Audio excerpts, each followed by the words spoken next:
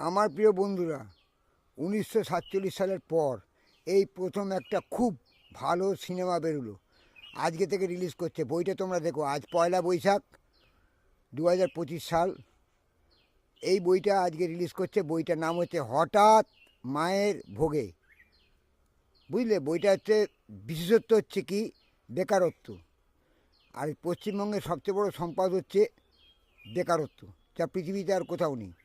এই বেকারত্বর ফলে কত মানুষ যে মারা যাবে, হঠাৎ হঠাৎ মায়ের ভোগে চলে যাবে, সেটাই হচ্ছে এখানকার দেখাবার বিষয়বস্তু।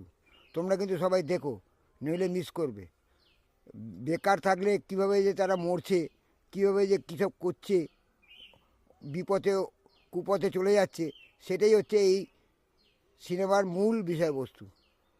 প্রত্যেকটা জিনিস তুলে ধরা হয়েছে। যদি তোমরা নিজেদের সংশোধন করতে পারো, তাহলে তোমরা প্রত্যেকেই সাকার হবে, কেউ বেকার থাকবে না।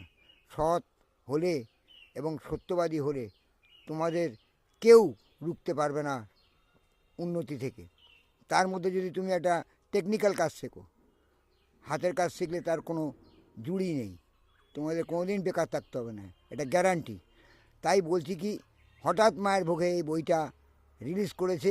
তোমরা দেখো যে বেকারত্বের জ্বালা কীরকম, কীভাবে বেকারত্বের জ্বালা। পশ্চিমবঙ্গে এত বেকার সৃষ্টি হয়েছে এবং এত চিটিংবাজি, এত বদমাইশি, এত প্রবঞ্চনা, যা অন্য কোনো দেশে নেই। এটাই হচ্ছে এই দেশের দুর্লভ সম্পদ। এই সম্পদটা তোমরা ধরে রাখার চেষ্টা করো। দেখবে দেশের উন্নতিও না হোক, অন্য কিছু না হোক, কিন্তু কিছু লোকের পকেট ভরবে এবং তাদের উন্নতি হবে। তাই বলছি কি, হঠাৎ মায়ের ভোগে তোমরা বাদ দিও না। মায়ের ভোগে চলে যাওয়ার আগে এই বইটা দেখে মায়ের ভোগে চলে যেও। কেন, তোমরা তো বেকারত্বের জ্বালা সহ্য করতে পারবে না, আর তোমরা ভালো হওয়ার চেষ্টাও করবে না। তাই তোমরা ভুল পথে যাচ্ছ, ভুল কাজ করছো, তাই তোমরা বেকারই থাকবে।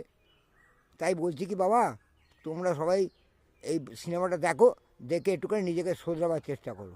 সৎ থাকো, অসৎ পথে যেও না, সত্যবাদী হও, কিছু হাতের কাজ শেখো, তোমরা উন্নতি করবেই।